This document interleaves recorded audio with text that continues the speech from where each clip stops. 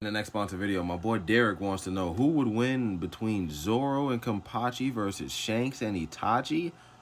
Oh, well, let's talk about Shanks and Zoro first. When it comes to this matchup, I do believe that at the end of the story, Zoro should be able to compete with somebody like Shanks. But as of right now, Shanks is just too OD. Shanks is the same guy who partially made his claim to fame by dueling the world's greatest swordsman, Dracula Mihawk. Shanks has shown on multiple occasions that he is one of the most dominating fighters on the planet. Shanks is so different that I can confidently say that Zoro would not be able to beat Shanks from episode 1. While we know Zoro has dozens of moves, the Phoenix Cannons, the Tiger Huns, the Dragon Twisters, Shanks got one named move, and it's the same move that the King of the Pirates got, Divine Departure. Now, do I think Zoro can block a Divine Departure? Honestly, yeah. Until further notice, Zoro is the only brother who has the cojones to stand in front of an attack by 2 amped Yonkos.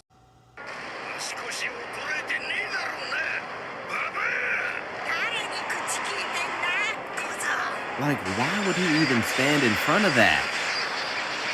This is the same guy who stopped Marineford and called out everybody there, even the big red dog. Who wants to fight? They said, This is the same guy who clashed with Whitebeard and left with no injuries. This is the same guy who in Film Red speed blitzed an admiral whose devil fruit is based around speed.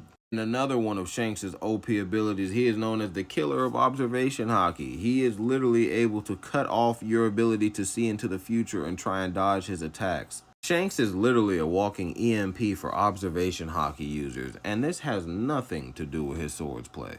We already know Shanks was able to one-shot Eustace Captain Kidd, who is an absolute tank, and he has a higher bounty than Zoro, so Zoro is gonna die. Zoro better pray that Shanks fights him honorably, because if he do him like he did the other brother with the green hair, he hit that brother with the haki long strokes from deep range.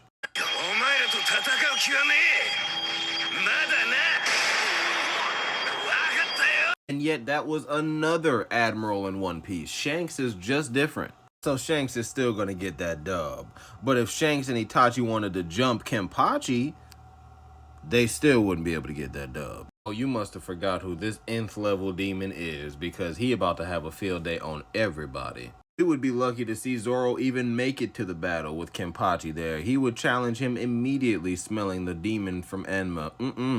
Zoro would find out very shortly that even a child Kenpachi was the demon he thought he was. We talking about the same brother who had a stern Ritter kebab.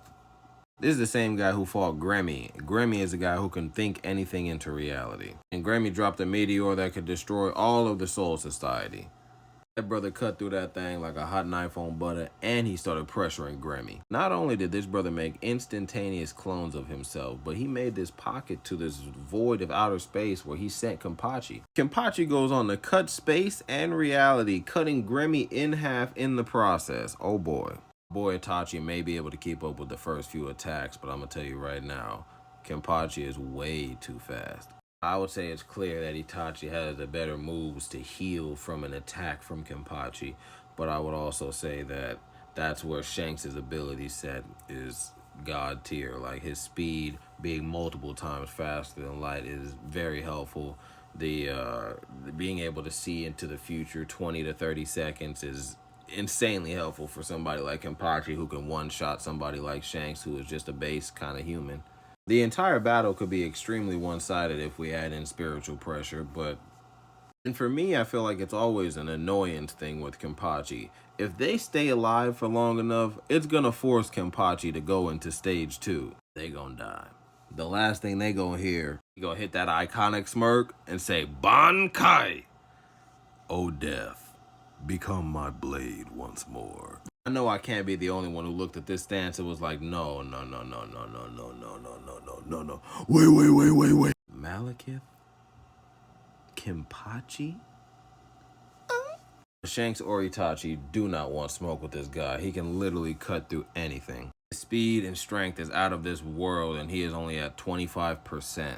Even with 25% of his Bankai, he was able to dismantle one of the top 10 strongest characters in Bleach. Now, he did have help, but the feats speak for themselves. One of Yhwach's strongest guardians being overwhelmed in speed blitz by a guy whose Bankai is a quarter to E. My brother Kenpachi is too much for everybody on this list. He can heal, he's too strong, and he is too fast. Let me know what you think.